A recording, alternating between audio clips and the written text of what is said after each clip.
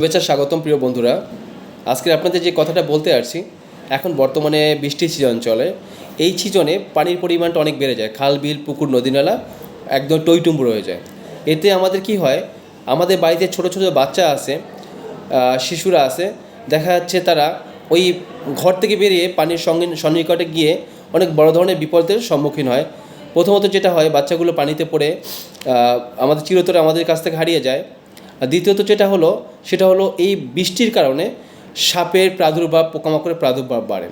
তো আমরা এই সিজনগুলোতে, এই সময়তে যদি আমরা আমাদের বাচ্চা কিংবা আমরা নিজেদের সাবধান নই, তাহলে আমরা আমার সন্তানকে, আমার ভাইকে, আমার বোনকে সারা জীবনের জন্য হারিয়ে ফেলবো। আজকে আমার কাছে দুইটা বাচ্চা নিয়ে আসছে যে পানিতে পড়ে মারা গেছে। একটা বাচ্চা 1.5 বছর বয়স, আর একটা বাচ্চা 8 বছর বয়স। এখন কথা হলো, এই বাচ্চাগুলোকে যদি আমরা চোখে চোখে রাখতাম, এদেরকে যদি দেখে রাখতাম যে এরা কোথায় যায়, কী করে, তাহলে আজকে এই ধরনের বিপদগুলো হতো না।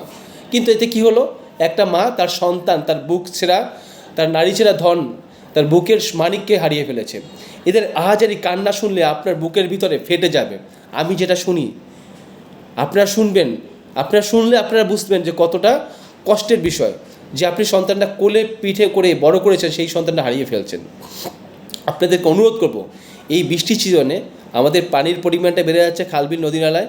এই সময়গুলোতে আমাদের বাচ্চাদের যেন সাবধানে রাখি, সন্তানদের জন্য চোখে চোখে রাখি। আরেকটা যেটা হয়, সাপের প্রাদুর্ভাব বাড়ে। সাপ অনেক পরিমাণে বাড়ে, এতে বিষাক্ত সাপ থাকতে পারে, কম বিষ থাকতে পারে, কিন্তু আপনাকে হয়রানি হতে হবে, সব সমস্যার সম্মুখীন হতে হবে। পোকামাকড় কানে ঢুকে যেতে পারে, নাকে ঢুকে যেতে পারে। এই জিনিসগুলোকে আপনাদের মাথায় রাখতে হবে এবং অবশ্যই সাবধানে থাকতে হবে। আপনাদেরকে তাই বলবো, আমি যেটা দেখছি, চোখে দেখেছি, এই জিনিসগুলোর জন্য আপনাকে দেখতে না হয়, সহ্য করতে না হয়, অনুরোধ করছি এই বিপদ আপদগুলো যেন আপনাদের থেকে দূরে থাকে। সেজন্যই আজকে জানাতে চাই যে আপনাদের যে বাড়িতে ছোটো বাচ্চা কাচ্চা আছে, তাদেরকে সেই পানি যে এলাকাটা থাকে কিংবা পুকুরে থাকে, সেখানে বেড়া দিয়ে দেন, নেট দিয়ে দেন, বাচ্চাকে সাবধানে রাখেন, চোখে চোখে রাখেন। তাহলে আপনার সন্তান বাঁচবে, আর একটা মা তার সন্তান হারাবে না, একটা বাবা তার সন্তান হারাবে না। সবার জন্য অনেক শুভকামনা রইল। সবাই সাবধানে থাকুন, ভালো থাকবেন। এই শুভ